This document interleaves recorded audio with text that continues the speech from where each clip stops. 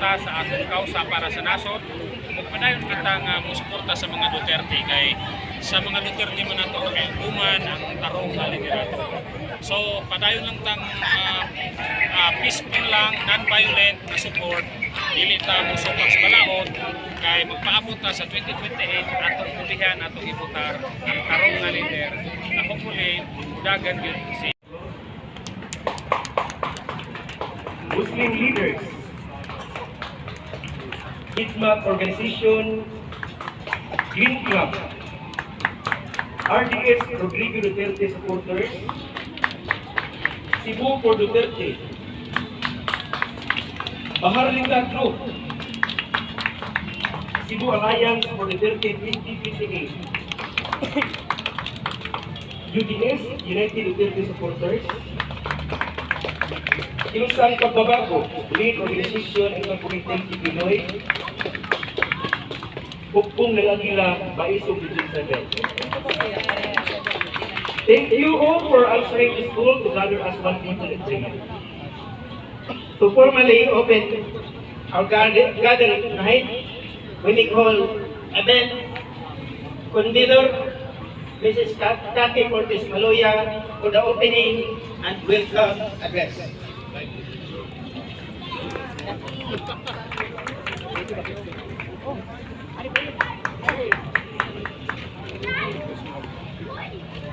Prayer for unity, justice in the nation.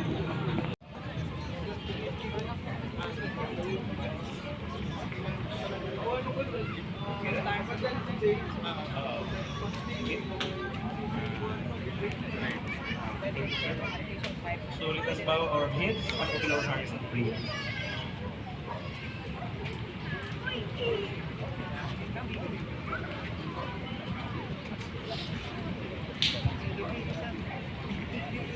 Let's bow down our head.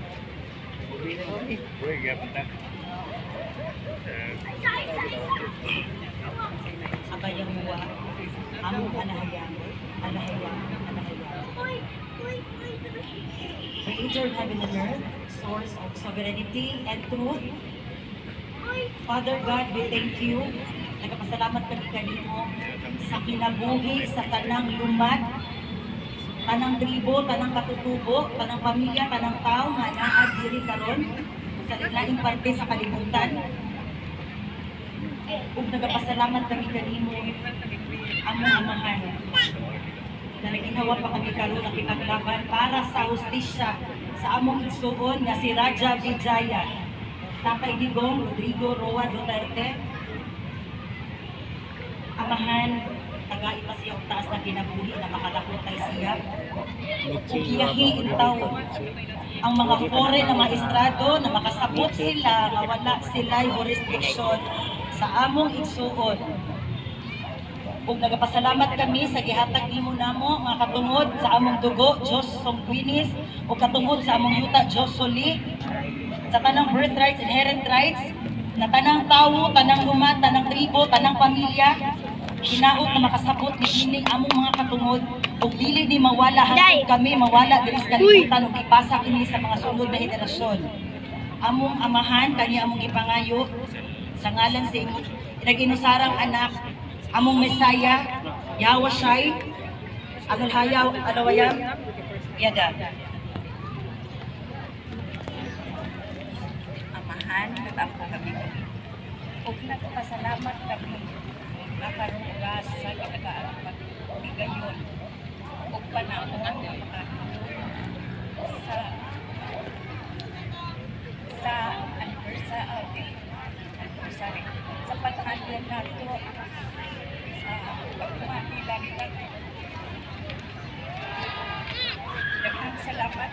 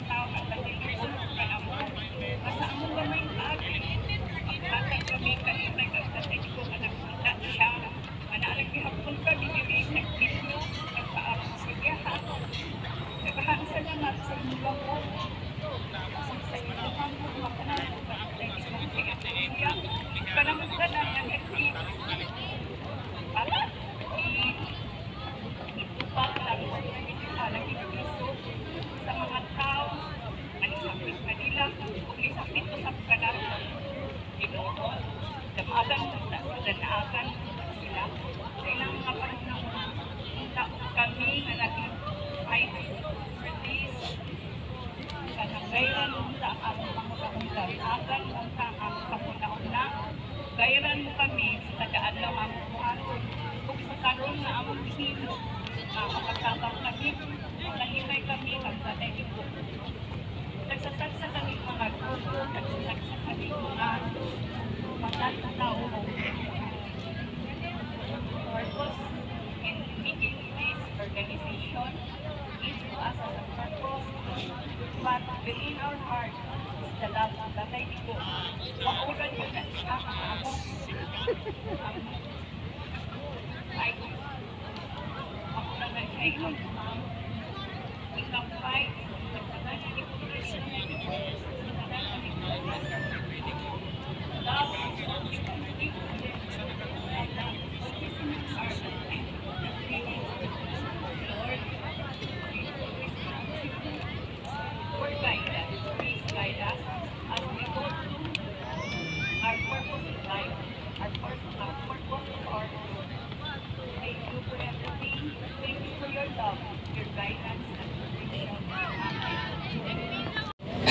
I can commemorate ang 1-year anniversary sa pag-kidnap ni Tatay Digong.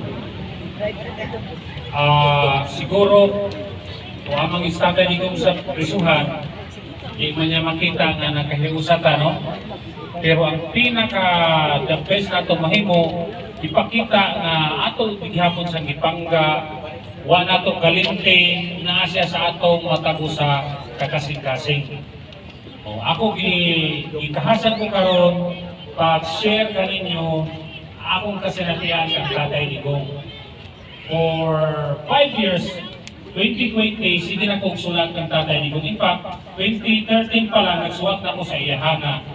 Nibilid ko ni na mayor lang ka sa usa ka syudad, naguna ka nagpadala og patabang sa Tacloban. Kung sus kanindot, no? Kung naatay leader na ay kasing-kasing sama ni Rodrigo Duterte. Mautoy ako munang suwat. Unya, nikita pa ko niya nga pagabot niya sa Davao, interview siya, ingan siya nga, unsay imong nakita. Halos nagluha iyang mata ningon siya nga, on that day, November 13 ba to? Na murag wala Ginoo because di niya madawat sa iyang kasing-kasing na ang mga patay around 10,000 na nangamatay, walang matarong o pag-alaga ng serbisyo sa gobyerno. Nagkaratol-ratol ang mga lider. Wala ka mauunsay himoon. Magpatawag ng pulis, ingon siya, wala may pulis. Ang mga pulis, mo yung unang biktima. Ayaw na bumahatag bukas, dito ko yung mga pride di ay ni Duterte. Dili di ay ni siya ingon nga isog lang, na asay utok o kamao siya musulban o problema. Sige na kong suwat ato. Hatod, sige pamumpan niya, kita ang nagpadaog ni Tatay Digong.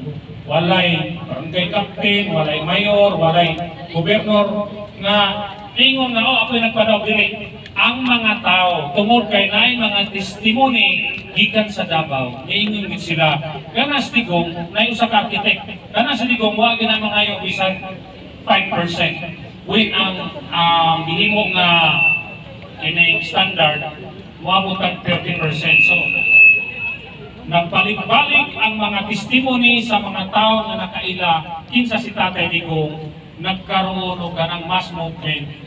Mauna na kita, mga DDS. Unya, ang last na ko nga interaction ni Tatay Digong, katong ako'y gitahasan na mag-gubinor kami ni Nongkati, sa katong February 22 rally. Unya, hidakot ko agirin ang balay na ako nito rin. Unya, ako'y tulog.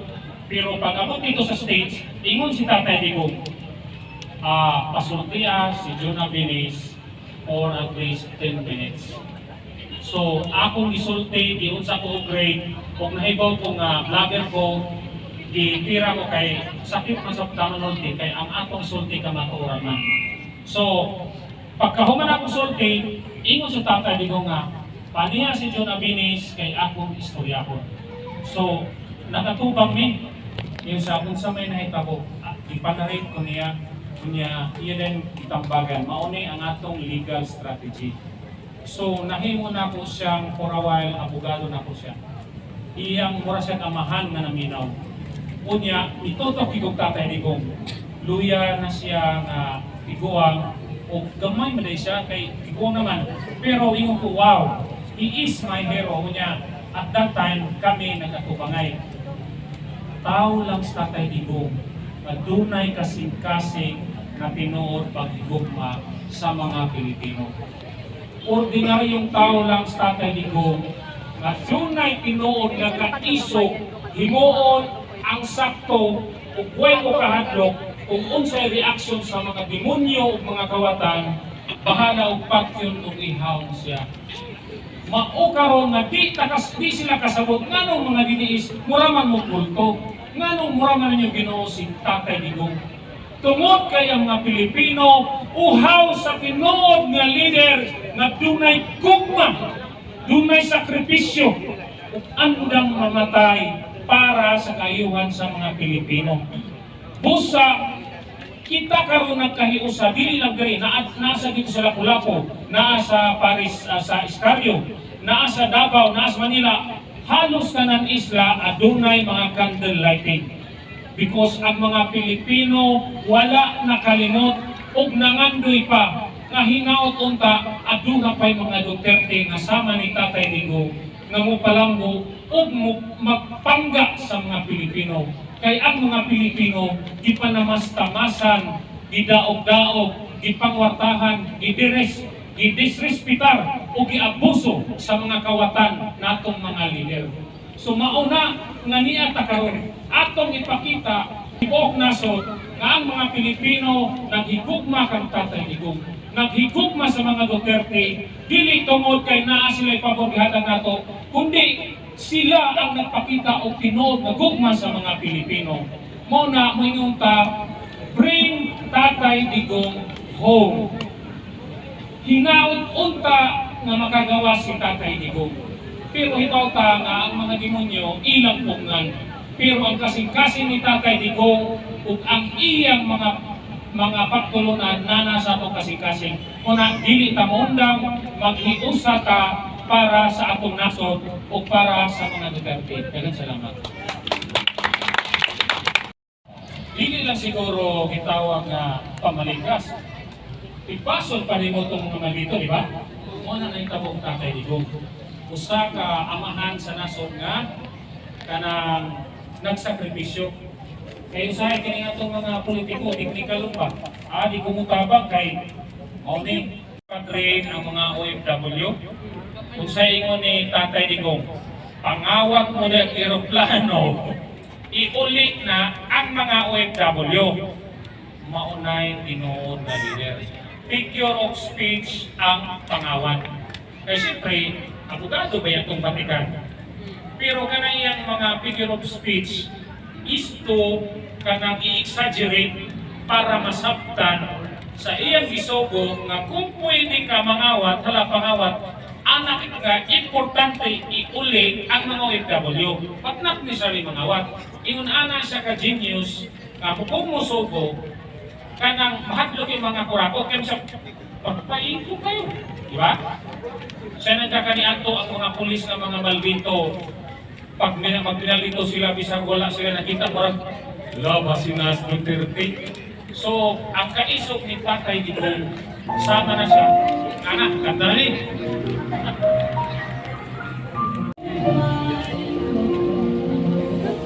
Por Tatay Digong.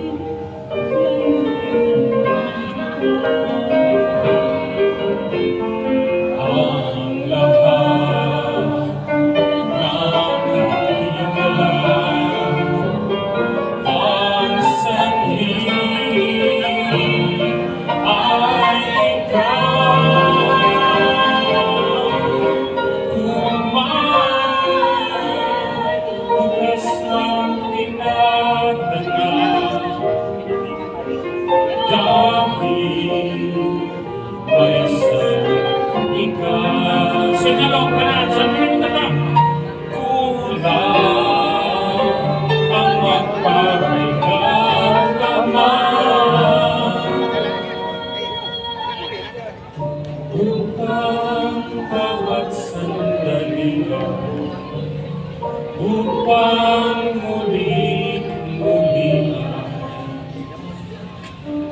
ang mahalila ang ikaw. Ikaw, Tatay Digong, ang naghandog ng mga kagaw. Ikaw ang pinakadapes na presidente. Ikaw ang dili makalimtan namo nga bayani sa Pilipinas. Salamat, Tatay Digong, na nagpakita ka unsa ang the best na leadership. Bring him home! Bring him home! Bring him home! Tanan. Salamat ka tag imo kong i-invite diri kay actually first PRD na dito Duterte sa nasa din ako pa naara dito sa nasa I'm sure sa gara din malakala ko dito anywhere there and yes. Hi mom. Kita nito si picture campaign no. Kanang first thing ako is diligent ko kanang tigrali. Because I'm too busy for that. Kay busy akong life. Ni-started din ko since PI. That was in reclamation. Nagibunod ni sa uwan dito. Yan ang nga. Sige, ato na nila isadayon. So that was the first na nauli na rin mga almost alas 2, alas 3 sa Kadlaw. Kaya it took PRRD 2 hours. Historia sa stage na nagtindog gram. So kami tanan dito, ipakapoy na good day kay ana may pero niya, namin nga dito sa kapoy-kapoy kay si PRRD. Ana na pero for 2 hours straight ko siya nireklamo. So niya na lang doon nga. Niya na doon siya nga. Kung ana, mamuli na mo. Mga panuhay, pamuli na mo. Kapoy na, yan, nga. Oh, wali na tayo. Hindi mamuli ang mga tao. Palayan na gano'n siya. Anyway, to make the long story short, after the PI, na active na yun ko. So I made this kanang chat club lang. It's not a club na parehan ninyo very active like Beloy or Ana. Ako lang is that mga friends lang na ako nga dili ka-express sa social media na dili makapamalik ka sa social media. Ana na ay chat room to kanang as one nga dito may mag-sharing dito. So na-create na mo ang The Greenies. So mga friends na namo sila nga parang expression of our kuan lang mga tinanangin na ang uban government employee manggod. So dili sila ka-express sa social media. Now, the second na encounter na ko, first encounter na ko ni PRRD dito sa reclamation to backtrack. Pag ato na mo, wag na siya sa atong atubangan na ako diri. Ang ako na rin na ingon kay PRRD, buwa ko kalihok actually. Murag ninggahi. Grabe gid ang katunga experience. The second was in indignation. For some reasons, opportunity just strikes na napadpad ko sa stage, kay natuod ko sa tanang tao dito sa stage, kay nagugot na dito sa backstage. Napadpad ko sa stage mismo nga nasa PRRD. So niyan ako sa akong galingon nga. Sa akong galingon, wala sa kong ilagi pa na ako. So wala lang sa kuna na. So dito si PRRD, sila dyan si Iga, dito ko, ako dito sa water area. So ako'y nasubuhan dito nga, pero yung tubig, so ako sila naghatag tubig dito sa stage kay. Naman ako dito ang tubig. So ako tingalin na lang ang water girl ko. Anyway, napadpad na dito sa stage. Then that was the encounter I had with PRRD nga nakatungkol ko niya. Supposedly, niya anak ko nga, muna gini akong time na makatungkol niya.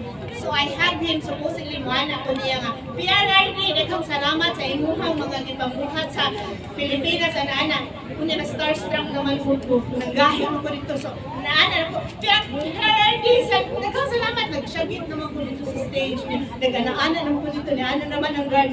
Mas mga tagat na pinitanan sa ubos. Kalma lang, anak. So, that was nakahilak jud ko kay mura ba og such a person kay grabe kaayo siya charisma.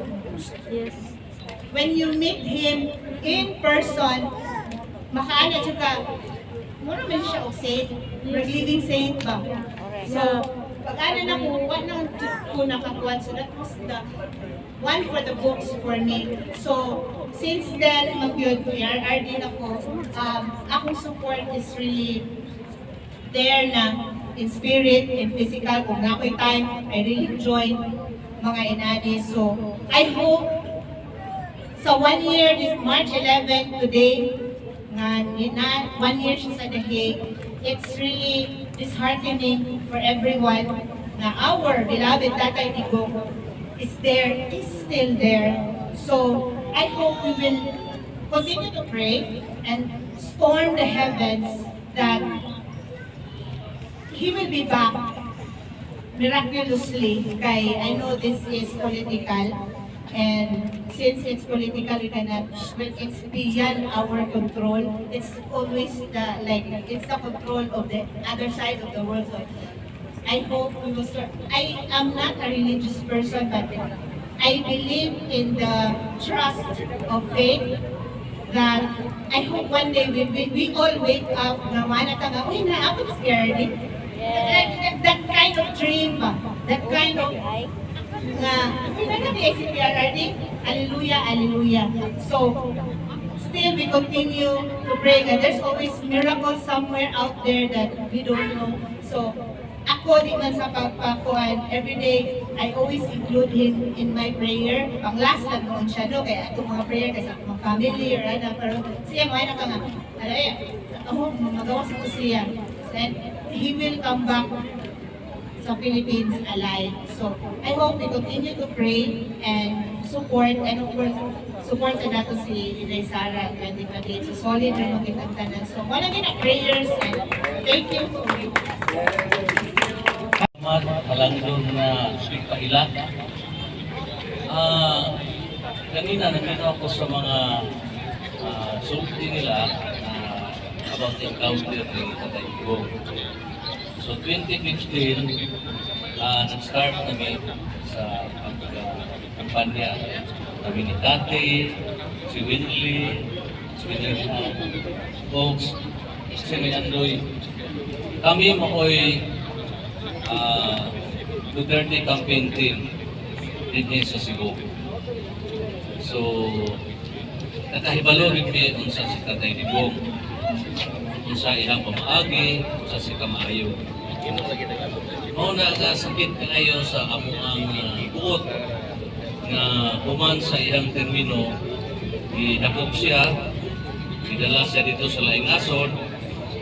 Dili lang kay kami nga nasa ihang core sa panahon sa kumpanya ang nasakitan o maayo kung dili kitang tanan kung karon atong gihandong ang usa ka tuig na iyang pagkawala diri sa Pilipinas idala sa dito sa Inglaso.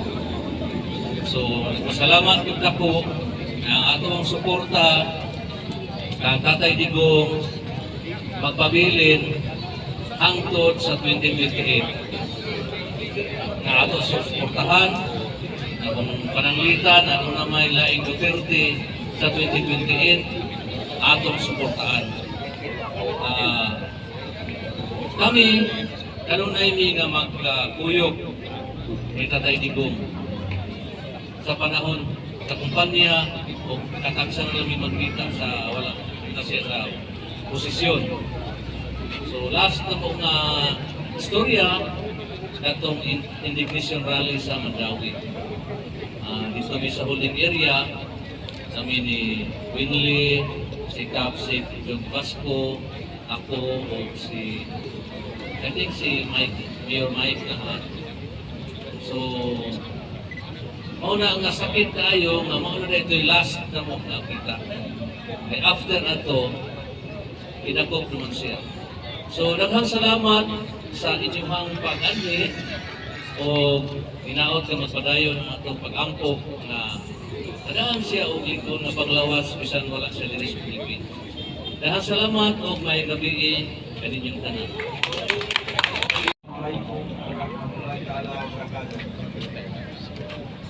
Alhamdulillah mga kapatid, salamat tayo kay sa isip sa kita.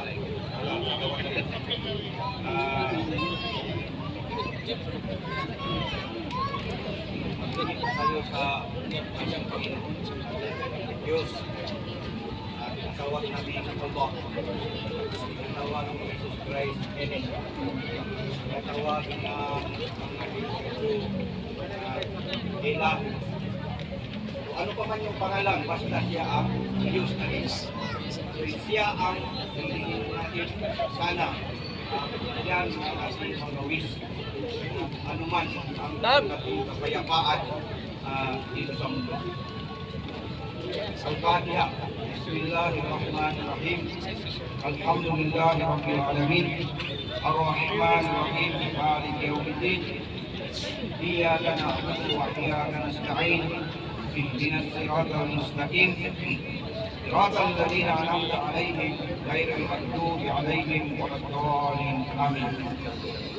Ya Allah, kami ay humihingi ng kaligtasan at proteksyon sa iyo.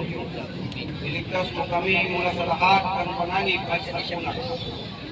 Bigyan mo kami ng lakas at katatagan upang harapin ang lahat ng hamon sa buhay. Kami ay humihingi ng proteksyon sa iyo mula sa lahat ng kasamaan at panganib. Iligtas mo kami at ang aming pamilya mula sa lahat at kahirapan.